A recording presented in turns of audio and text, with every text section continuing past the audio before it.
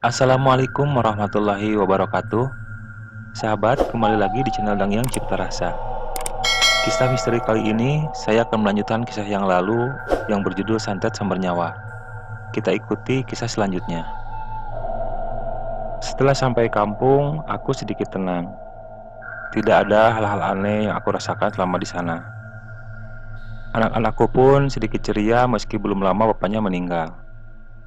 Karena mungkin di kampung banyak saudara dan suasana berbeda yang bisa membuat aku dan anak-anakku betah.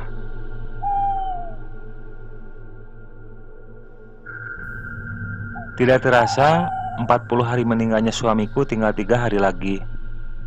Aku pun kembali ke rumahku yang berada di salah satu daerah penyangga ibu kota. Tiba di depan rumah, saat aku membuka pagar, ada perasaan malas sekali aku masuk ke sana. Kalau itu bukan rumahku, ingin rasanya aku tidak kembali ke sini.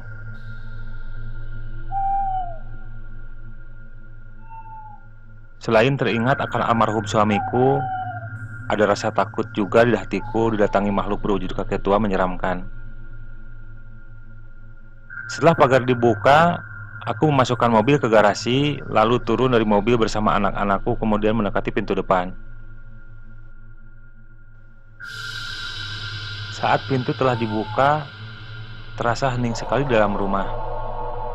Aku mulai masuk ke dalam rumah, kemudian menuju kamarku. Aku masuk ke dalam kamar dan berniat hendak mandi di kamar mandi kamarku. Ketika aku mulai membuka bajuku, tiba-tiba di cermin kamar mandi nampak bayangan putih berkelebat di belakangku. Aku lihat ke belakang tidak ada apa-apa. Kemudian aku melanjutkan mandi, dan setelah selesai mandi, ketika akan keluar kamar, bayangan putih itu berkelebat lagi.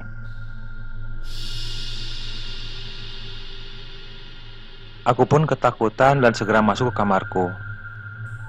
Kejadian itu sengaja tidak aku ceritakan kepada anak-anakku. Malam harinya aku tidur masih sore, belum terlalu larut malam. Mungkin karena kecapean, aku langsung tertidur. Dalam tidurku, aku bermimpi kakek tua berambut acak-acakan dan bermata putih itu datang lagi kepadaku. Dia datang sambil membawa kedua anakku. Lalu dia berkata, "Anita, Anita, bila kau ingin selamat, tinggalkan kota ini. Dan jangan kau urus masalah tanah yang kau sedang sengketakan dengan majikanku. Bila kau terus memaksa, aku akan bawa anakmu satu persatu, Anita."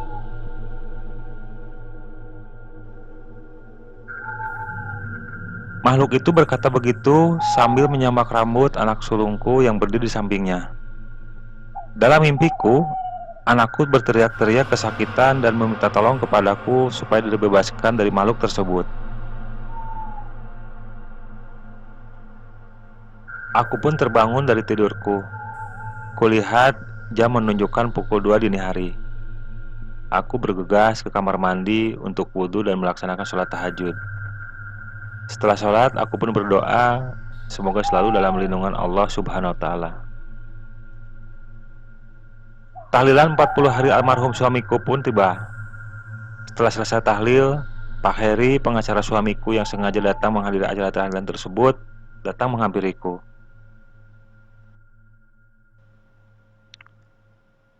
Pak Heri bilang bahwa sidang putusan pengadilan terkait status tanah 15 hektar yang disengketakan Iwan akan digelar minggu depan.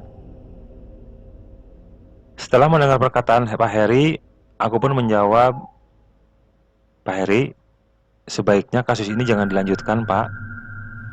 Terkait tanah 15 hektar yang disengketakan Iwan, biarkan saja menjadi miliknya.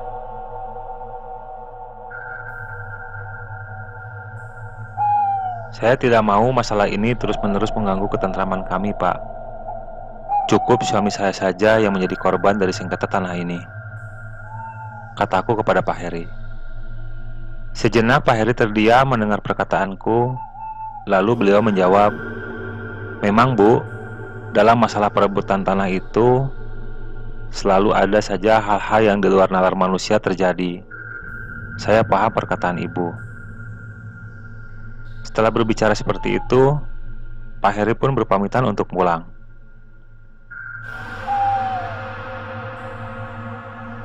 Seminggu kemudian, pagi hari aku menelepon Dewi, teman arisanku yang dulu memberitahu tentang sesuatu yang ganjil yang menimpa keluargaku.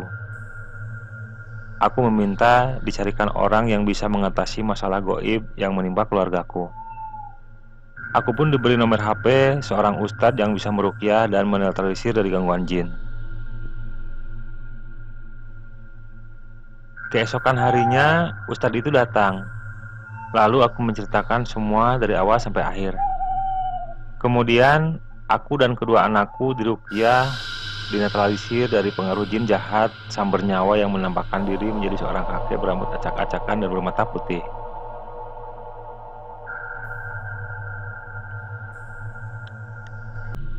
Setelah selesai menetralisir aku dan kedua anak perempuanku, lalu rumahku juga dinetralisir oleh beliau. Kemudian beliau berkata bahwa makhluk itu berasal dari sebuah goa di daerah Pelabuhan Ratu. Makhluk itu sengaja disuruh untuk datang mengganggu suamiku dan keluargaku.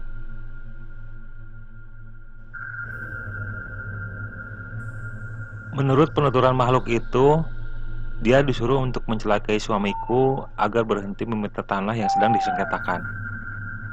Dan setelah suamiku meninggal, makhluk itu berganti mau mengincarku dan kedua anakku yang menjadi pewaris dari tanah tersebut.